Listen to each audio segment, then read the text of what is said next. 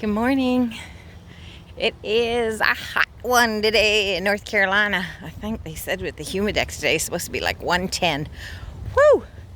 So I'm walking. I'm actually walking later than I should be, but I left my upper room a little later than I was planning on. But the last few days I've been seeing this goose, and for some reason I think it's the male, but I've been seeing this goose with two goslings, and it was like late. All the rest of the goslings seem to be feathered up and moving into their youth. But these two goslings are still with feathers and are still with some of the down and haven't started really getting their feathers yet.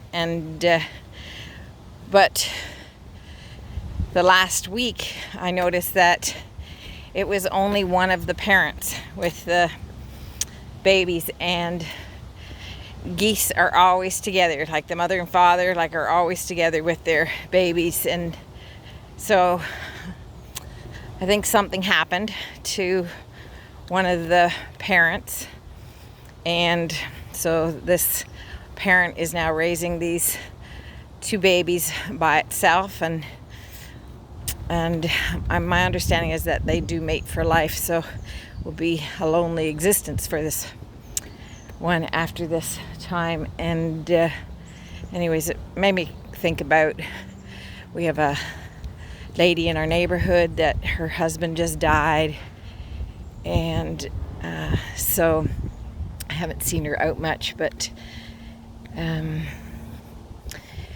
yeah, there's things that she may be needing now because she's by herself, where she could do things. And I think about that for myself. If something happened to John, what would I need others to do for me?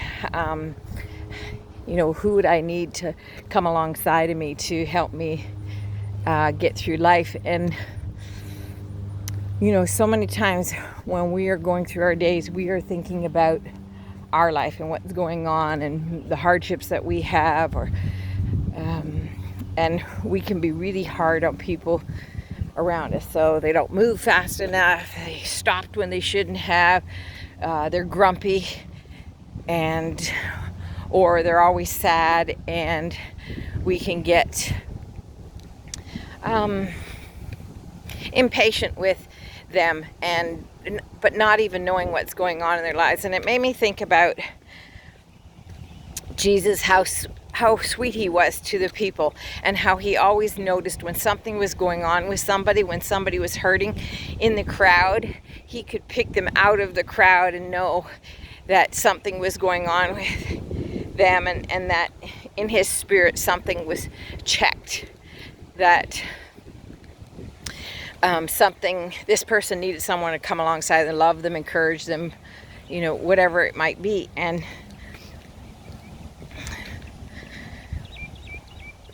as children of God, we need to do the same thing. We need to be aware that sometimes people are going through things, and somebody's grumpy all the time, or sad all the time, or just seems to be not themselves. Maybe we need to check to see what's really going on, to find out. I remember the story of Zacchaeus in the Bible, and he was a tax collector and everybody hated him, but Jesus saw him, and he was in a tree because he was short and so because he was trying to see Jesus. And then Jesus said, "Come on down, Zacchaeus, and I want to go to your house." And what Jesus did that day for him, where everybody else would have shunned him, and Jesus said, "Hey, I want to spend some time with you," it sets this amazing example for us of taking the time for those that maybe rub us the wrong way.